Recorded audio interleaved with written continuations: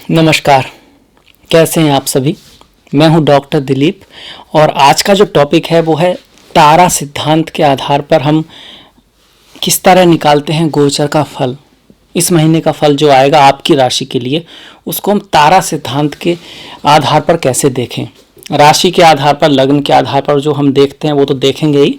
इसके अलावा तारा नक्षत्र, हमारा जो भारतीय ज्योतिष है उसका जो मूल बेसिक जो है, जो रूट्स हैं वो नक्षत्र ही हैं। तो उनके आधार पर कैसे निकाला जाता है। वास्तव में कुछ दिन पहले मैंने अपनी जो वीडियो है उन पे कमेंट आया था, तो उसमें कुछ था ऐसा कि भाई ये जो राशि है वो तो ठीक है, पर कुछ लोग बहुत अच्छा बताते हैं, नक्षत्र के बारे में भी जानना चाहते हैं।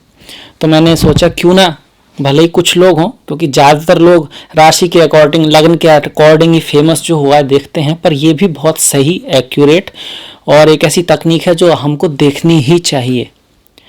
तो जिनको ज्योतिष पसंद है उनके लिए ये कार्यक्रम है। इसमें हम ये नहीं कहेंगे कि भाई उनके लिए कि भाई 5 साल में, अगले 5 महीनों में कौन सी 5 राशियां करोड़पति हो सकती हैं या इस तरह का, क्योंकि अगर आप नक्षत्र सिद्धांत के हिसाब से देखेंगे तो एक राशि में भी जो 3 नक्षत्र होते हैं, 2.5 नक्षत्र होते हैं, 2 पूरे और 1 आधा अधूरा जो होता है, उसमें भी अंतर आएगा। जैसे कि अगर मेष राशि है तो उसमें अश्विनी, भरणी, कृतिका, तो तीनों नक्षत्र के व्यक्तियों के लिए जो शनि का गोचर होगा या गुरु का गोचर होगा एक सा नहीं होगा, अलग अलग होगा। इसी तरह से आप कोई भी राशि ले लें, अब जैसे वृषभ ले लें तो उसमें कृतिका, रोहिणी और मृगशिरा, ये 3 नक्षत्र हैं, तो तीनों के लिए अलग अलग रिजल्ट आएगा। तो उसको कैसे देखते हैं हम इस वीडियो में ये बात करेंगे। उसके बाद आपके राशि पर आपके जो नक्षत्र हैं उनके अकॉर्डिंग सारे जो ग्रह किस नक्षत्र में है और उसका क्या हमारा कंक्लूजन निकल कर आता है उसके बारे में बात होगी। तो पहले थोड़ा सा बात कर लेते हैं ग्रह और नक्षत्र के बारे में, अंतर क्या है। तो ग्रह जो हैं वो सूर्य के चारों तरफ घूमते रहते हैं। हमको ऐसा महसूस होता है कि वो पृथ्वी के चारों तरफ घूम रहे हैं, तो मूविंग बॉडी हैं, चलती रहती हैं। और नक्षत्र जो हैं, जो आकाश में जो दूर तारे हैं, जो तारामंडल है, उसकी जो सिचुएशन है वो फिक्स रहती है। तो ये जो ग्रह हैं वो इन नक्षत्रों के थ्रू ही घूमते हैं। एक तरह का कह सकते हैं कि ग्रह यात्री हैं। जैसे हम लोग इस पृथ्वी पर आए हैं यात्रा के रूप में और फिर यहाँ से चले जाएंगे, ये हमारा मूल जगह नहीं है। हमारा जो मूल जगह है वो ईश्वर में मिल जाना ही है। तो ये ग्रह भी जो हैं इस तरह से यात्री हैं, आकाश में घूमते रहते हैं और इनका जो कार्य है वो सभी को उनके कर्मों के अकॉर्डिंग फल देने का है। तो देते कैसे हैं अपना असर, ये असर देते हैं किस नक्षत्र में है। जन्म के समय जो ग्रह जिस नक्षत्र में होगा वो उस नक्षत्र के, उस राशि के गुणों को ग्रहण कर लेता है, फिर अपने अकॉर्डिंग देता है। शनि अपने अकॉर्डिंग देंगे, गुरु अपने अकॉर्डिंग देंगे, पर देंगे किसको, नक्षत्रों के थ्रू। तो नक्षत्रों का रोल बहुत है, बहुत विशेष है। और पुराने जमाने में नक्षत्रों पर बहुत ज़्यादा डिपेंड होता था रिजल्ट, जो कि आजकल राशि और भाव पर है, पर पहले नक्षत्र के अकॉर्डिंग ज़्यादा देखते थे।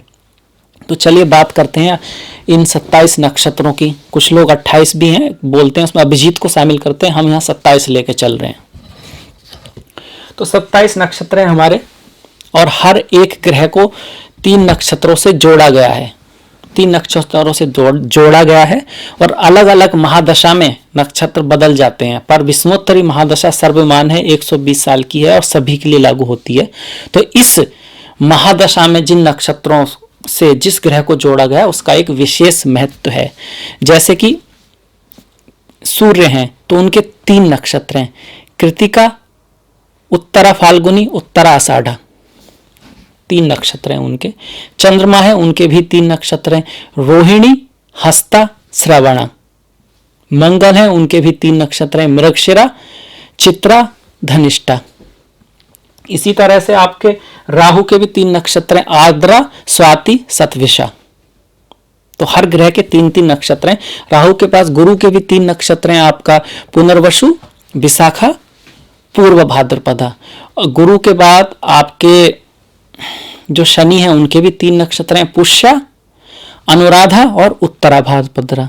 उत्तरा भाद्रपदा। और शनि के बाद जो बुध हैं उनके भी 3 नक्षत्र हैं। अश्लेषा, सबसे पहला अश्लेषा आता है, उसके बाद आपका ज्येष्ठा और सबसे अंत में रेवती सबसे आखिरी नक्षत्र है अगर हम अश्विनी से शुरू करते हैं तो। और बुध के बाद आपके केतु, केतु के भी 3 नक्षत्र हैं, अश्विनी, माघा, मूला। मूला सबसे ज्यादा कार्मिक नक्षत्र माना जाता है। और केतु के बाद शुक्र, शुक्र के भी 3 नक्षत्र हैं, भरणी, पूर्व फाल्गुनी, पूर्व आषाढ़ा। अब यहां पर है कि कुछ लोग अश्विनी से शुरू करते हैं, बहुत लोग अश्विनी से शुरू करते हैं, कहीं पर कृतिका से भी शुरू करते हैं, कृतिका से। कारण है उसका, कृतिका से पहले जो भरणी है वो यम मृत्यु का है, तो मृत्यु के बाद जन्म, इस तरह से जोड़ा जाता है। फिर सूर्य जो है वो सभी ग्रहों के राजा हैं और सर्वमान्य ये मत है कि हम सबकी आत्मा है और सबके कंट्रोलर भी हैं। इसी वजह से सूर्य से भी कुछ लोग शुरू करते हैं, जैसे कि मैंने यहाँ पर सूर्य देव के हिसाब से इसको शुरू लिख किया है, सूर्य से कृतिका, उत्तरा फाल्गुनी, उत्तरा आषाढ़ा। आप इसको अश्विनी से भी कर सकते हैं, अश्विनी, माघा, मूला, ये सभी दोनों ही बातें सही हैं।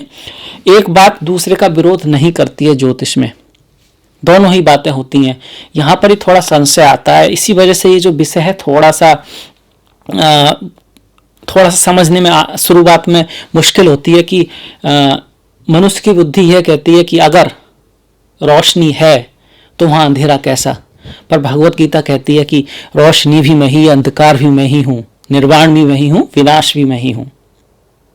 ऐसा कुछ नहीं है जहां मैं नहीं हूं, ऐसा कुछ नहीं है जो मेरे बिना है।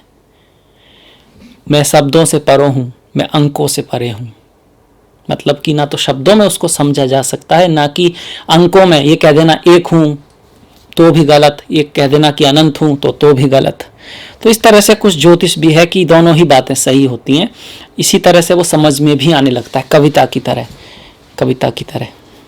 तो अब बात करते हैं, अभी तो हमें पता लग गया कि भाई सूर्य के 3 नक्षत्र, चंद्र के 3 नक्षत्र, मंगल के 3 नक्षत्र, इस तरह से 9 ग्रहों के 3-3 नक्षत्र, तो 27 नक्षत्र, और एक नक्षत्र में 4 पद, तो 27 में अगर 4 का गुणा कर दे तो 108 पद। इसी वजह से 108 जो नंबर है उसका इतना महत्व है।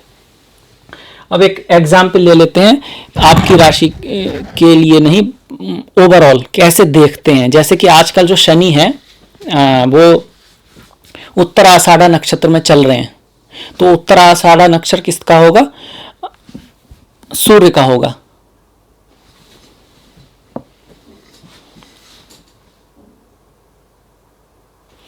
अब एक एग्जाम्पल ले लेते हैं, एक उदाहरण लेते हैं कि कैसे करते हैं, किस तरह से काउंट करते हैं, किस तरह से देखा जाता है। उसके बाद फिर आपकी राशि पर हर ग्रह के बारे में बात होगी। जैसे कि सूर्य के नक्षत्र में आजकल शनि महाराज चल रहे हैं, उत्तराषाढ़ा में चल रहे हैं, काफी टाइम तक चलेंगे, और आपको देखना है कि भाई आपका शनि का गोचर कैसा जाएगा। इसी तरह से आप दूसरे ग्रहों के गोचर भी देख सकते हैं। अगर आपने सारे ग्रहों के गोचर देखे और उसमें अगर आपके शनि, गुरु, राहु इन 3 का अच्छा है तो मतलब अच्छा है। ये 3 ही मेन होते हैं, ये कंट्रोल करते हैं। अगर ये बुरे हैं, बाकी अच्छे भी हैं, तो कुछ खास कह नहीं सकते। इसके अलावा आप राशि से देखें, लग्न से देखें और दशा महादशा भी देखें। गोचर जो है वो दशा महादशा के अधीन होता है। और अष्टक वर्गा जरूर देखें। अष्टक वर्गा वो जादुई चीज है जो बताती है कि ये ग्रह सिर्फ लग्न से नहीं, चंद्र से नहीं, हर ग्रह से कहाँ बैठा है, उसका निचोड़ होता है उसमें। तो अगर अष्टक वर्गा में अच्छे पॉइंट्स में ग्रह दिखा रहा है, चाहे वो नीच की राशि में हो, वो आपको अच्छा फल देगा ही देगा।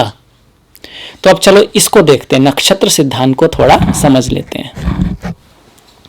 अब सूर्य के नक्षत्र में है शनि, तो सूर्य के नक्षत्र में है शनि, तो जिसके नक्षत्र में है उसको हम मानते हैं पहला तारा, और हमारे 9 तारे हैं। तो समझने से पहले हमको 9 तारों का पता होना चाहिए। 9 तारों का हमको पता होना चाहिए। ये 9 तारे हैं हमारे। पहले तारे को जन्म तारा, संपत, विपत, क्षेमा, प्रत्यक, साधक, बाधक, मित्र, परम मित्र, मतलब कि 9 तारे आ गए आपके। पहला तारा जन्म तारा, दूसरा तारा संपत तारा, तीसरा तारा विपत तारा, चौथा तारा क्षेमा तारा, 5वां तारा प्रत्यारित तारा, छठा तारा साधक या साधना, 7वां तारा बाधक या निधन, 8वां तारा मित्र तारा और 9वां तारा परम मित्र तारा। मतलब तारा अगर 9 नंबर का तारा आता है तो परम मित्र है, शत्रु भी मित्र बन जाएंगे, मतलब दोस्तों का साथ मिलेगा, लोगों का साथ मिलेगा।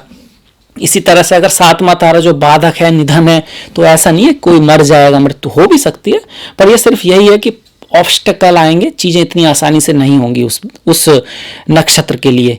अगर आपका तारा आ रहा है संपत्ति तो धन आएगा, विपत्ति आ रहा है तो विपत्ति आ सकती है, कोई अचानक से कुछ ऐसा हो सकता है जिसकी आपने उम्मीद न की हो।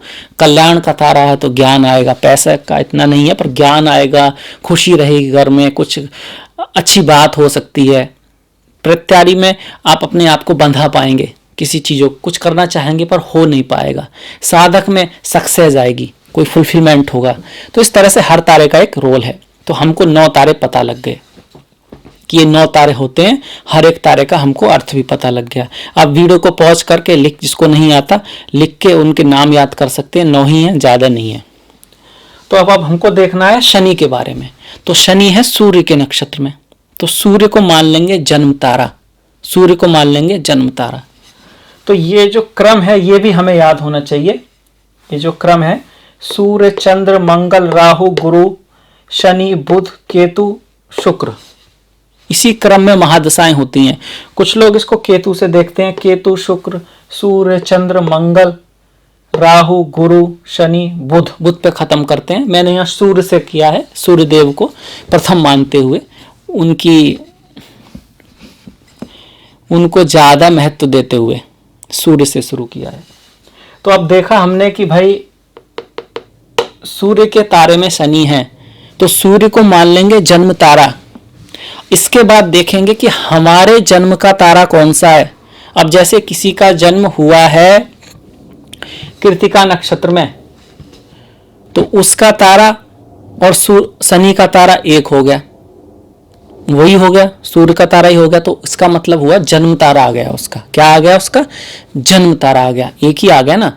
तो जन्म तारा आ गया तो स्वास्थ्य के प्रति थोड़ा सा ध्यान देना है, हेल्थ का ध्यान रखना है।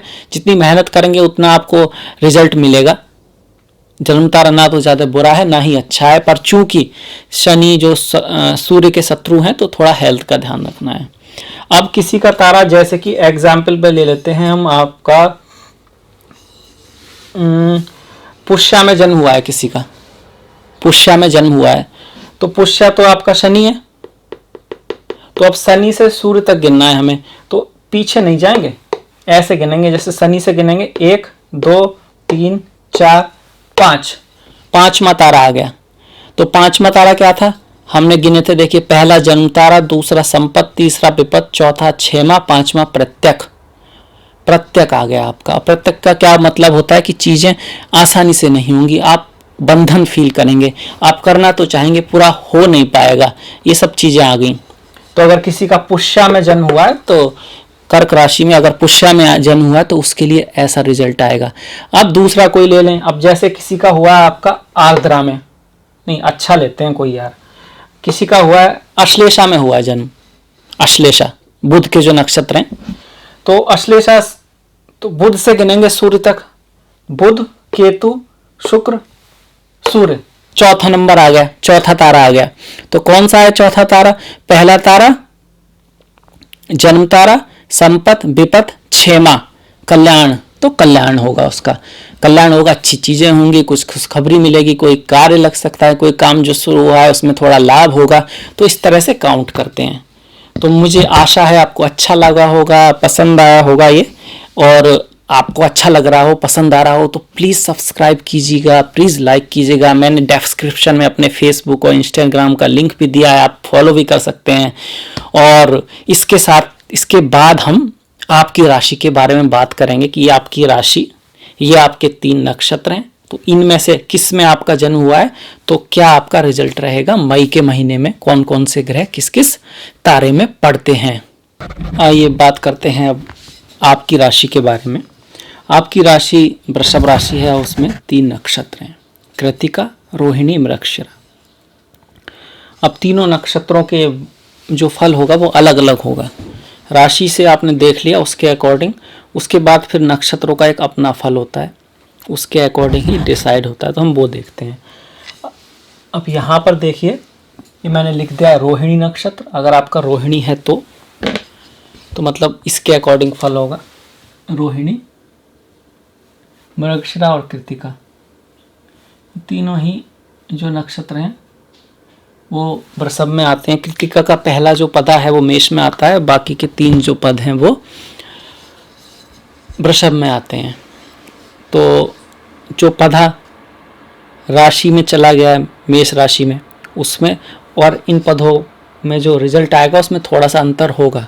उसके लिए आपको राशि से जो पोजीशन है वो भी देखनी चाहिए, पर तारा से भी देखना अवश्यंभावी है, जरूरी है। तो अगर आपका रोहिणी नक्षत्र है और आपको देखना है सूर्य आपका अगले महीने में कैसा रिजल्ट देंगे, तो सूर्य संपत्ति तारे में आ रहे हैं। इसका मतलब जो सूर्य से जुड़ी हुई जो चीजें हैं वो आपके लिए लाभकारी रहेंगी, धन देंगी। अगर आपका मृगशिरा नक्षत्र है, क्योंकि इस राशि में 3 नक्षत्र हैं, तो जन्म तारा आ रहा है, हेल्थ का ख्याल रखना है, स्वास्थ्य का ख्याल रखना है। जितना मेहनत करेंगे उतना ही फायदा होगा सूर्य से जुड़ी हुई चीज़ों से, और सूर्य जिस भाव के स्वामी हैं उसके अकॉर्डिंग।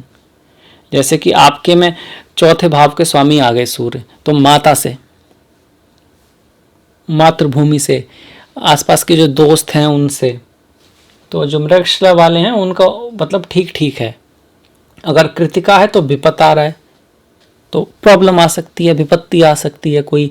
अब इसको आप राशि से भी देखना होगा, आपको लग्न से भी देखना होगा, पर तारा वाला जो है सूक्ष्मतम है, सूक्ष्मतम है। तारे तक आप जा रहे हैं, बहुत गहराई में देख रहे हैं आप चीज़ों को।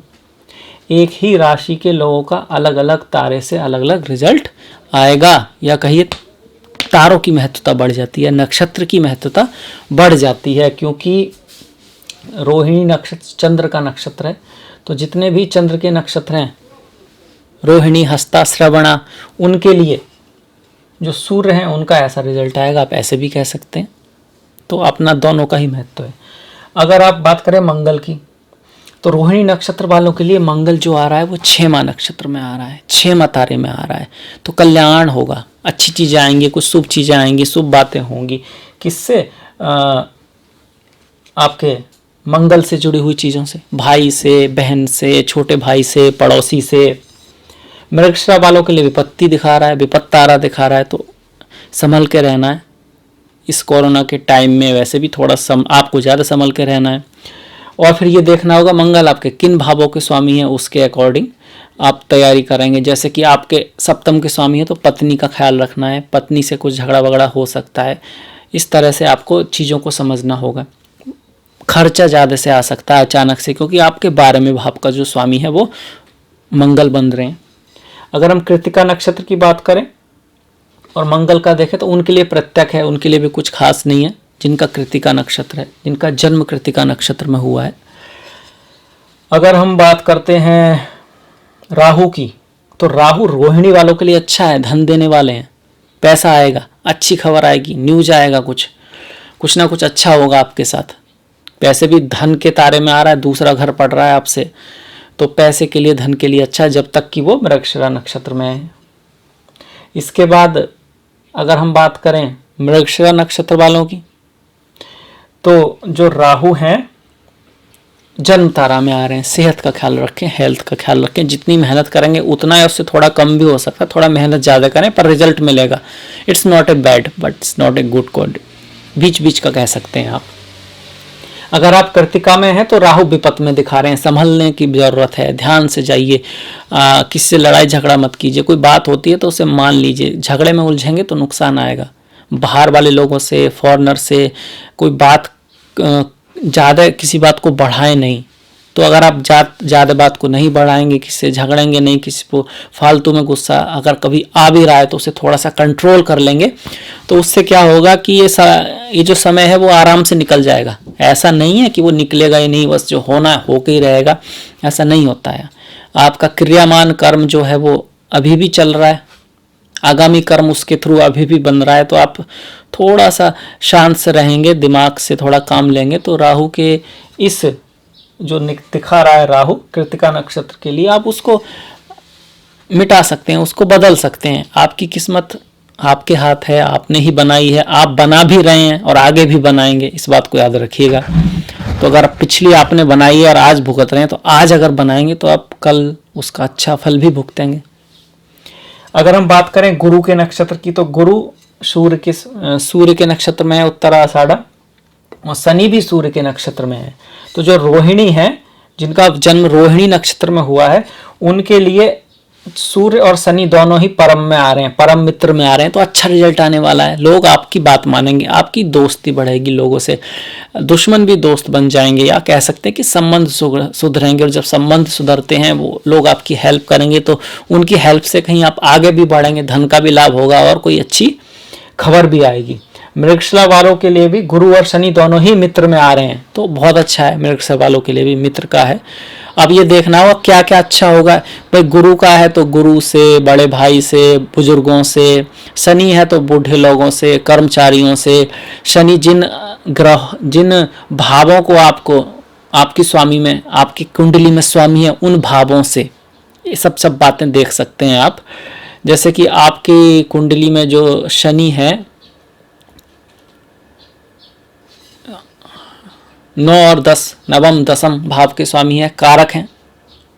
तो पिता से, ऑफिस से, बॉस से, आपके जो फिलॉसफी से, आपके जो टीचर हैं, टूरिज्म से, ज्ञान से, अध्ययन से, इन सब चीज़ों से आपको लाभ होगा। पत्नी के छोटे भाई से, इस तरह से चीज़ें आप देख सकते हैं खुद भी। इसके साथ साथ आपका अगर कोई संतान है तो उसकी संतान की जो संतान है, पोता हुआ, पोती हुई, पहली, उससे, इस तरह से आप बढ़ा सकते हैं। बहुत कुछ बढ़ाया जा सकता है यहाँ पर, उससे आपको लाभ होगा। अगर हम बात करें कृतिका नक्षत्र वालों की, तो उनके लिए गुरु और शनि दोनों ही जन्म तारा में आ रहे हैं, मतलब बीच बीच के। अब कुछ खास उनके लिए ना अच्छा है ना बुरा है। हेल्थ का ध्यान रखना है थोड़ा सा, बाकी ठीक ठीक है। जितनी मेहनत करेंगे उतना रिजल्ट मिलेगा। दशा महादशा अच्छी हुई तो कुछ अच्छा भी मिल सकता है, दशा महादशा बुरी हुई तो थोड़ा नुकसान भी हो सकता है। तो इस तरह का रिजल्ट आएगा। अगर बात करें बुध की बात करें, तो रोहिणी नक्षत्र वालों के लिए विपत, तीसरा नक्षत्र आ रहा है, विपत थोड़ा प्रॉब्लम दिखा रहा है। मृगशिरा नक्षत्र संपत, धन आएगा आपके लिए। अगर आपका जन्म मृगशिरा नक्षत्र में हुआ है तो बधाई हो, और अगर कृतिका में हुआ है तब भी कल्याण दिखा रहा है। अच्छा समय है आपके लिए, खास करके बुध से जुड़ी हुई चीज़ों के लिए, बुध से जुड़े हुए भावों के लिए, धन के लिए अच्छा है, क्योंकि बुध आपके धन भाव के स्वामी हैं। इसके अलावा 2, 3, 4, 5, 6 शत्रुओं के से भी लाभ होगा, कार्य में लाभ होगा, दैनिक जो है उस चीज़ में लाभ होगा, आपकी जो स्पीच है, आपका जो कम्युनिकेशन है, उसके थ्रू आपको लाभ होगा। बुध से जुड़ी हुई चीज़ों से लाभ होगा। अगर हम बात करें केतु के बारे में, रोहिणी नक्षत्र की, तो बाधक आ रहा है। केतु से जुड़ी हुई चीज़ें आपके लिए प्रॉब्लमेटिक हो सकती हैं। आप धर्म में ज़्यादा घुसेंगे या फिर ज़्यादा आध्यात्मिक होने की कोशिश करेंगे, इस समय में किसी मंत्र को प्राप्त करने की कोशिश करेंगे तो उसमें बाधाएं जल्दी ज़्यादा आएंगी, प्रॉब्लम आपको हो सकती है। तो इस बात का ध्यान रखिएगा। आप किसी गुरु से मिलेंगे तो हो सकता है वो उतना योग्य ना हो जितना आप उसे समझ रहे हैं, इस तरह की संभावना है गोचर के थ्रू। अगर मृगशिरा वालों को देखें तो उनके लिए यही केतु साधक दिखा रहा है, और कृतिका वालों के लिए मित्र दिखा रहा है, तो उनके लिए अच्छा है। मृगशिरा वाले इस समय अगर किसी चीज़ को, गुरु के लिए, ज्ञान के लिए, केतु से जुड़ी हुई चीज़, स्पिरिचुअलिटी के लिए, या फिर कंप्यूटर लैंग्वेज के लिए, कंप्यूटर के जो छोटे पार्ट्स होते हैं उनके लिए कुछ सीखना चाहते हैं, लैंग्वेज सीखना चाहते हैं, तो उनके लिए काम बनेगा। उनके लिए उस चीज़ों में जो ग्रह नक्षत्र है वो नक्षत्र मदद कर रहे हैं केतु से जुड़ी हुई चीज़ों के लिए। अगर हम बात करें आपके लिए शुक्र की, तो शुक्र जो है चंद्रमा के रोहिणी नक्षत्र में है, चंद्रमा के रोहिणी नक्षत्र में है, और रोहिणी नक्षत्र वालों के लिए वो जन्म तारा बन गया है, क्योंकि एक ही नक्षत्र है। तो बीच बीच का है, लड़कियों से, औरतों के सुंदरता से, एक्टिंग जैसी चीज़ों से, शुक्र से संबंधित ऐश भोग जो भी हैं उसमें मॉडरेशन रखें, मर्यादा रखें। ना अच्छा है ना बुरा है, लाभ भी होगा, हानि भी हो सकती है, जिस तरह से आप करेंगे वैसा, तो ध्यान रखना होगा। मृगशिरा वालों के लिए नुकसान है, बाधक दिखा रहा है, और कृतिका वालों के लिए बहुत अच्छा दिखा रहा है, शुक्र से संबंधित चीजें। अब इसको थोड़ा सा बढ़ा भी सकते हैं, जैसे कि शुक्र जो है आपके हेल्थ के स्वामी है, लग्न के स्वामी है तो हेल्थ का ध्यान रखना होगा। किसको? मृगशिरा वालों को ध्यान रखना होगा, मृगशिरा वालों को। और रोहिणी वालों को भी थोड़ा सा ध्यान तो रखना होगा। जन्म तारा जो है वो दिखाता है कि बीच का है, न बुरा है न अच्छा है, तो थोड़ा ध्यान रखेंगे तो उसको अच्छाई की तरफ भी आप ले जा सकते हैं। और जो कृतिका वाले हैं उनकी स्वास्थ्य में सुधार आ सकता है, उनको उनके शत्रुओं से भी लाभ हो सकता है, क्योंकि जो 7वां जो शुक्र का दूसरा है वो 6ठे भाव में पड़ रहा है। तो इस तरह से हम देखते हैं, हमने सभी के लिए देखा। किस तरह से देखा वो हमने देख ही लिया है। जो ग्रह जिस नक्षत्र में होता है, अब जैसे कि शनि है वो सूर्य के नक्षत्र पूर्वाषाढ़ा में है। पूर्वाषाढ़ा किसका नक्षत्र है? सूर्य का है। उसके बाद देखना है हमारा कौन सा नक्षत्र है। जैसे हमारा नक्षत्र रोहिणी है तो हमको अपने नक्षत्र से सूर्य तक गिनना है। तो चंद्रमा हमारा नक्षत्र है, क्योंकि हमारा रोहिणी है मान लिया हमने, तो सूर्य तक गिनेंगे तो ऐसे पीछे नहीं जाएंगे, हम यहाँ से गिनेंगे 1 2 3 4 5 6 7 8 9 आ गया। तो देखिए यहाँ पे लिखा हुआ है 9 परम मित्र। इस तरह से ही सभी को गिनना है, विधि एक ही है। अब मैं उसको अगर 9 बार गिनता हूँ तो उससे कोई बदलने वाला नहीं है। आप एक बार कोई समझ लीजिए, 2 बार में समझ लीजिए, 3 बार में आ जाएगा समझ में। और उसके बाद कितना आसान है गोचर का सही रिजल्ट जानना। इसके बाद अष्टक वर्गा देख लीजिए, वहाँ पे पॉइंट देख लीजिए, हो गया घर बैठे एकदम प्रोफेशनल ग्रहों का रिजल्ट गोचर के अकॉर्डिंग। अब इसके बाद दशा महादशा योग वो तो है ही, वो देखना होगा, पर गोचर का आपको पता लग गया कि कैसे रिजल्ट निकलता है। एक राशि में भी कैसे अलग अलग रिजल्ट आता है ताराओं के आधार पर। तो अगर आपको अच्छा लगा हो तो शेयर करें, सब्सक्राइब करें, घंटी वाला बटन है उसे दबा दें। मैंने डिस्क्रिप्शन में फेसबुक और इंस्टाग्राम की लिंक दी हुई है, आप उसको लाइक कर सकते हैं, फॉलो कर सकते हैं। इसी तरह से आपके लिए अच्छे अच्छे वीडियो आते रहेंगे, ज्ञान वाले वीडियो आते रहेंगे। आप ना कोई सजेशन दें कि भाई इस तरह इस विषय पर वीडियो बनाएं या इसमें कोई कमी थी तो उसके माफ़ करें, उसको सुधारा कैसे जा सकता है उसके बारे में आप बता सकते हैं। और मिलेंगे इसके साथ फिर नेक्स्ट वीडियो में, तब तक के लिए नमस्कार।